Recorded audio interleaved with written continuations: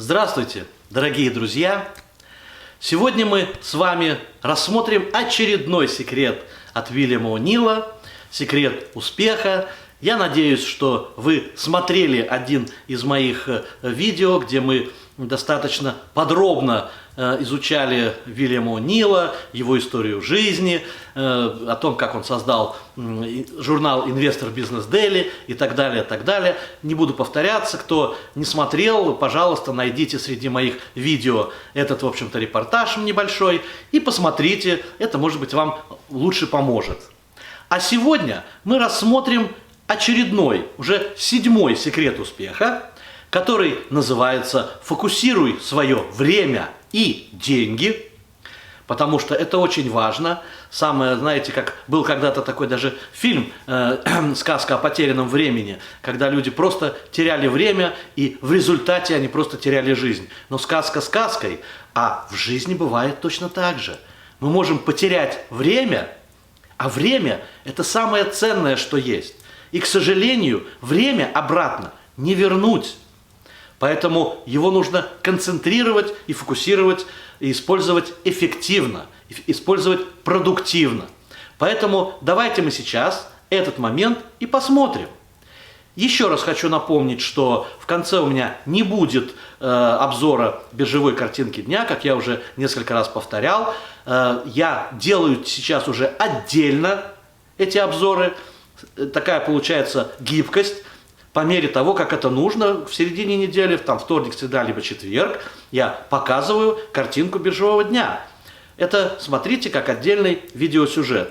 А сейчас мы давайте посмотрим, что же такое «Фокусируй свое время и деньги». Но прежде чем мы начнем это детально изучать, давайте посмотрим все 10 секретов успеха, освежим их в памяти, чтобы вы об этом знали. И потом детально рассмотрим наш конкретный сегодняшний топик. Итак, смотрим. Как мы с вами уже говорили, отметили в самом начале, что мы сегодня будем изучать 7-й секрет успеха от Уильяма О'Нила. И называется он «Фокусируй свое время и деньги». И также, как обычно, такой есть лейтмотив, что ли, конкретного этого сюжета, потому что мы рассматриваем эти секреты успеха, мы их будем еще раз по кругу рассматривать, но уже с новыми сюжетами, с новыми примерами. А данный пример, он звучит так. Производительность суперзаряда. То есть заряда имеется в виду внутреннего стержня, внутреннего накопления, зарядки, как вот батарейка заряжается внутри, да? Вот давайте мы посмотрим. Не секрет, что счастливые сотрудники более продуктивны. Это естественно. Когда у нас на душе радость, когда мы испытываем, в общем-то, оптимизм в душе, улыбка на лице, то мы лучше работаем. И ваша команда лучше работает, если вы работаете в команде, либо если вы руководите командой. Поэтому большинство фирм хотят создать благоприятную рабочую среду. Это просто выгодно. В 2015 году компания Deloitte обнаружила, что 87% организации назвали участие в жизни каждого работника и вовлечение его к жизни компании в качестве одного из своих главных приоритетов. То есть смотрите, какие крупные серьезные компании уделяют этому время и большое внимание. Тем не менее, 3 года спустя исследовательское агентство Gallup это очень крупное агентство, которое очень высоко рейтинговое, важное, и к его мнению прислушиваются практически все специалисты. Они обнаружили, что только 15% сотрудников на самом деле заявляют, что чувствуют себя занятыми и полезными на рабочем месте. Действительно, бывает так, что человек просто чувствует себя каким-то отсутствующим, исполняющим там рутинную работу, либо на него не обращают внимания в коллективе, ни руководство как-то, знаете, не уделяет ему внимания, не выделяет его никак. И тогда они просто теряются, у них теряется оптимизм, теряется мотивация. Луис Картер, автор книги «В большой компании», как добиться максимальной производительности путем создания эмоционально насыщенного рабочего места. Он предполагает следующую причину такого явления, которое мы только что озвучили. Это потому, что в программы вовлечения сотрудников закладываются неверные стимулы. Нужны стимулы для конкретного человека и вообще для коллектива. Он говорит, что ключом является создание эмоциональной связи с предприятием. Вот важный момент. Вы знаете, одним из внутренних ключевых нюансов является так называемая причастность работника. Когда работник чувствует себя причастным к компании, неважно, это не имеет значения, он может быть фрилансером и работать на какую-то компанию, как агент, как свободный независимый контрактор и так далее, это не имеет значения. Но он должен чувствовать свою причастность и гордиться успехами компании. Тогда его эффективность начинает резко расти. Так вот, почему же нужна эмоциональная связь с предприятием? Зачем? Исследования Картера показывают, что эмоционально связанные с бизнесом сотрудники имеют в 4 раза больше шансов стать эффективными на более высоком уровне. Вот вам ответ. И поэтому крайне важно быть причастным, чувствовать гордость за свою компанию, чувствовать, что вы в правильном месте, что ваша компания действительно эффективна, и что вы можете сослаться, сказать: смотрите, какой у меня руководитель грамотный, смотрите, как компания добивается хороших результатов, а сколько пользы она дает людям. И тогда растет мотивация, растет желание работать с этой компанией. Какие же даются советы по развитию подобного рода культуры отношений внутри компании? А эти советы следующие. Давайте мы с вами их рассмотрим. Подчеркивайте положительные стороны. Очень важный момент. Оценивая работу другого человека, работника, партнера, контрактора, вы делаете комментарии, комментируйте его работу. Такие менторские наставления о том, и вот как их нужно делать, что сотрудники способны, у вас очень хороший сотрудник, и он может исполнить свои задания лучше, чем то, что он сделал, может быть, где-то не очень хорошо, отмечает Картер.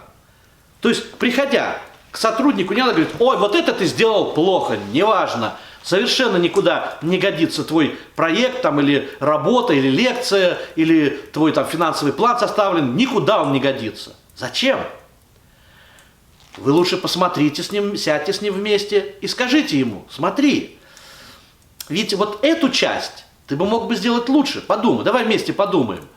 Вот эта часть у тебя получилась очень хорошо, а вот здесь недостает, а у тебя-то талант есть, ты можешь это сделать. Давай-ка вместе взглянем.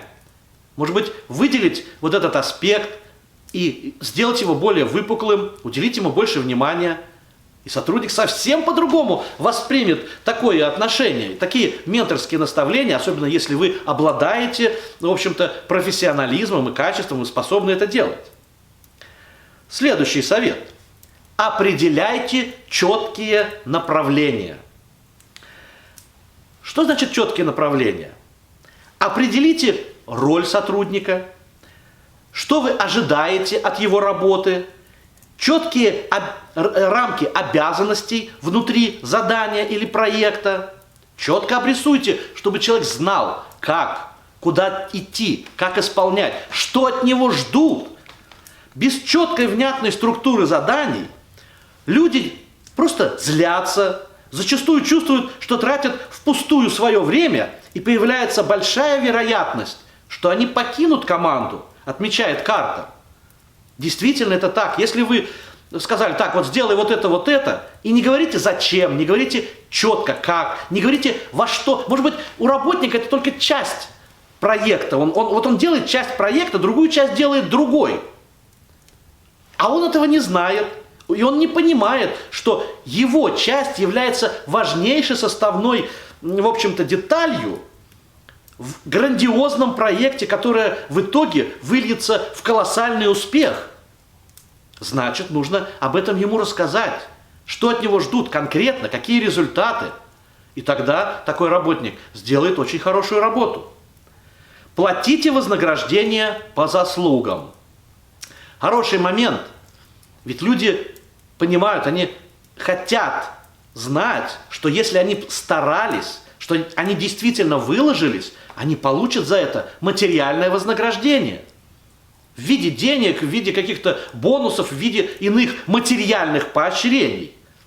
Это очень важно.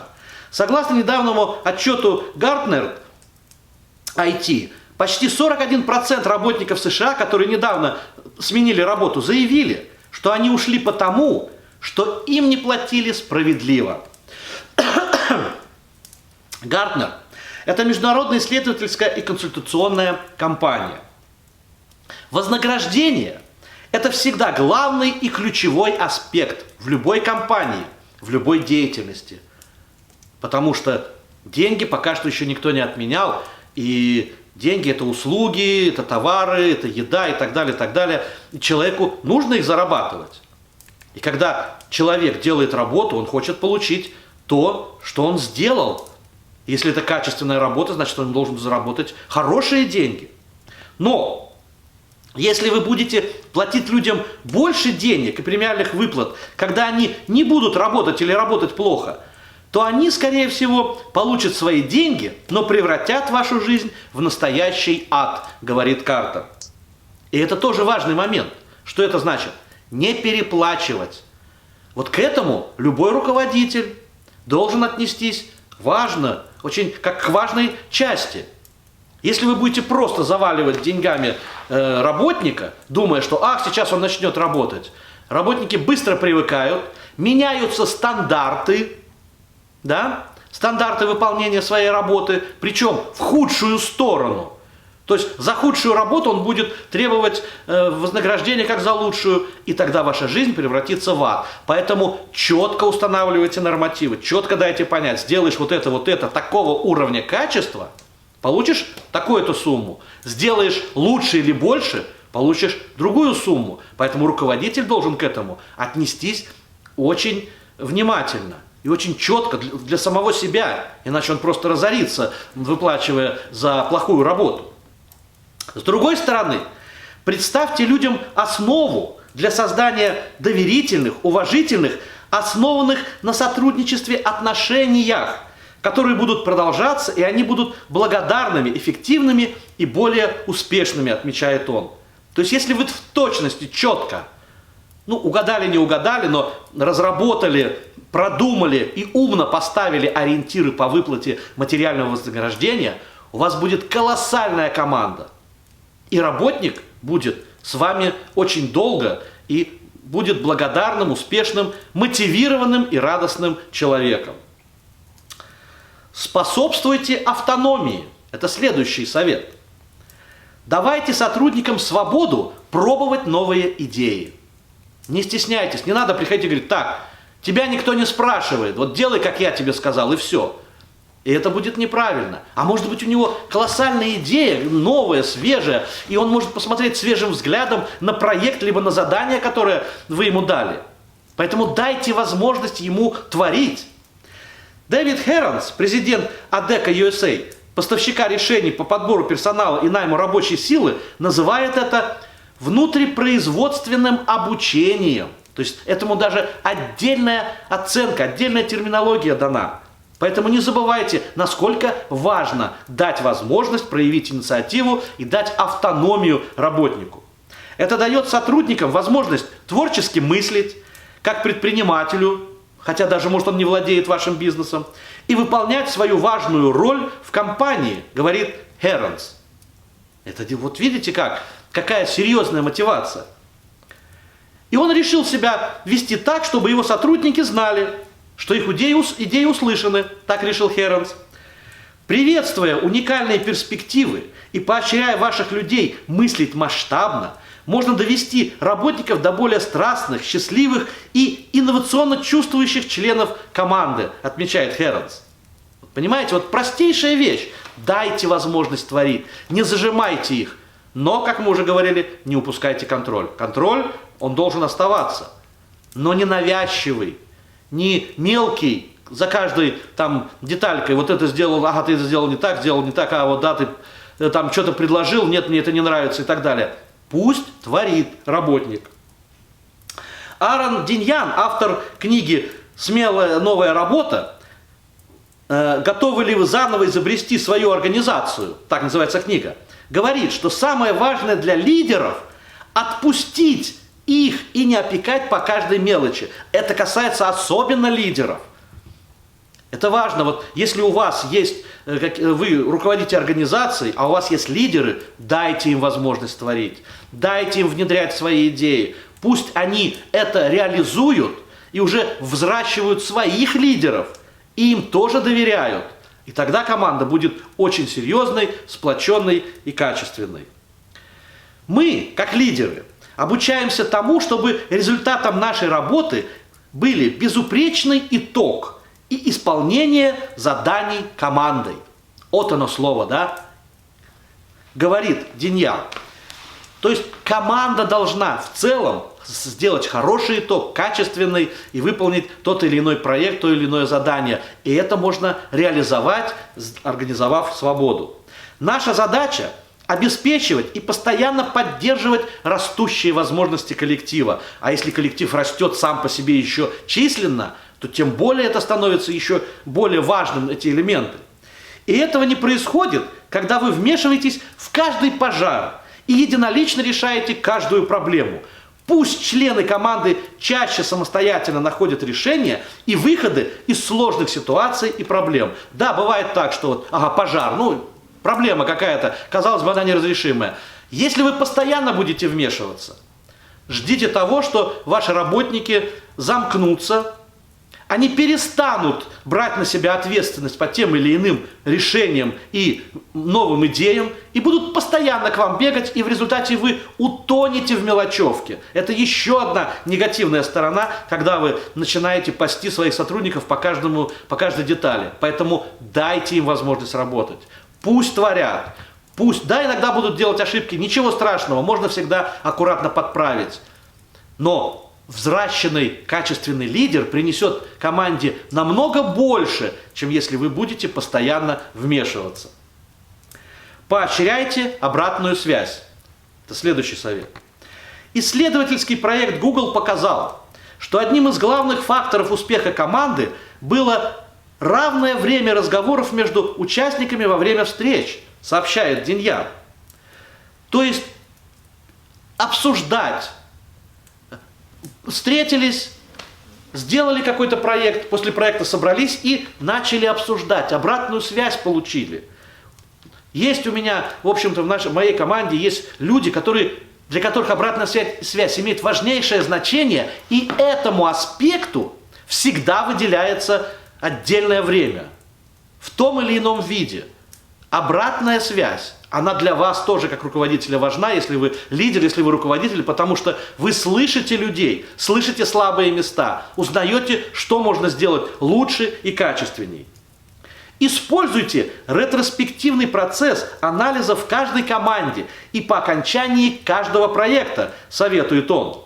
В конце месяца или в конце проекта соберите команду и спросите, что сработало, что не так, может, мы что-то должны изменить, а затем найдите время, чтобы проанализировать полученную информацию, осознать ее и, возможно, внести коррективы на будущее, чтобы будущие проекты были лучше и качественнее. Поэтому всегда, во всех ситуациях берите обратную связь, организуйте хорошую, в таком свободном режиме, чтобы это люди высказывались легко, какова она, обратная связь, чтобы получить эту информацию. Определите истинный север. В Америке под словом «север» означает растущее, нечто растущее такое направление, то есть к чему нужно стремиться. Поэтому нужно четко определить цель, грубо говоря, где эта цель, вот в северном направлении, в растущем направлении, к чему нужно стремиться. Сделайте цель вашего бренда кристально ясной, говорит Джон Дилан, главный бренд-менеджер ресторанов «Деннис». Сотрудники должны знать миссию, чтобы принять ее всей душой. Вот эта вот миссия, вот очень важным явлением является, очень важным является тот факт, что каждая компания, каждая организация, каждая команда должна иметь свою миссию, очень четкую и внятную, и философию. И миссия должна быть хорошей, качественной. Что это? Нести людям радость, нести людям, создавать финансовые планы, улучшать их жизнь. Это миссия тоже. Поэтому это важно. И вот что говорит руководитель Деннис Дилан. В Деннис мы существуем потому, что нам нравится кормить людей, а также их тела, умы и души. И все члены нашей команды каждый день приходят на работу с этой миссией, рассказывает он. Брайан Кроп, вице-президент по работе с персоналом в Гартнер, говорит, что у организаций должно быть убедительное и точное описание функций и мотиваций персонала в отношении занятости. Исполнительный вице-президент компании должен сосредоточиться на том, чего сотрудники хотят больше всего, когда речь идет о вознаграждениях, возможностях, рабочей среде. Это тоже миссия, это тоже философия. Поэтому на этом надо концентрироваться. Кроп говорит, что компании, которые реализуют хорошо управляемый подход к работе с персоналом, нанимают лучших кандидатов, не переплачивая за талант. Они также могут снизить текучесть кадров. Вот они, простые советы.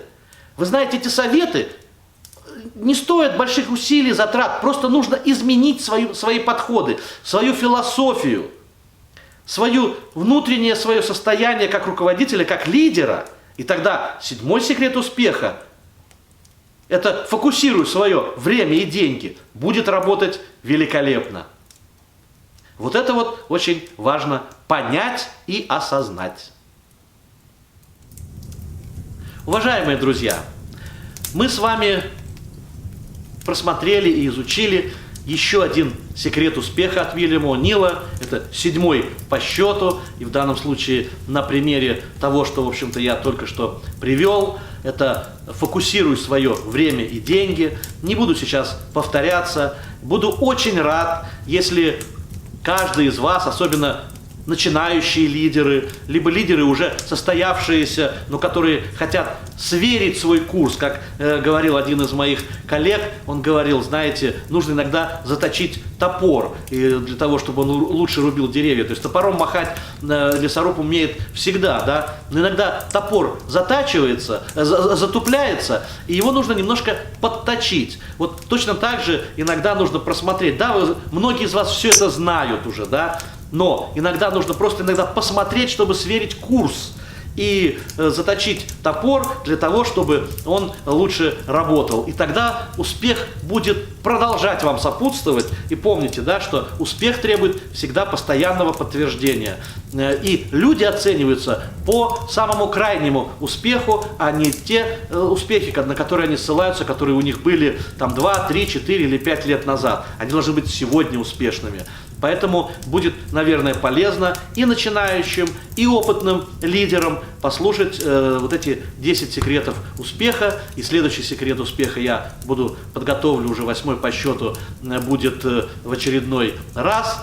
Пожалуйста, следите за моими видео.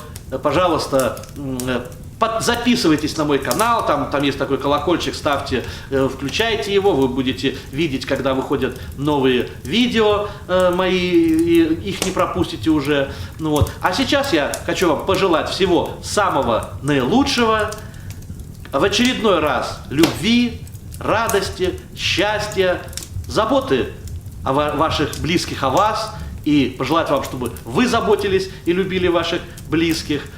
И на этом хочу попрощаться. До свидания. Всего вам самого наилучшего и до новых встреч.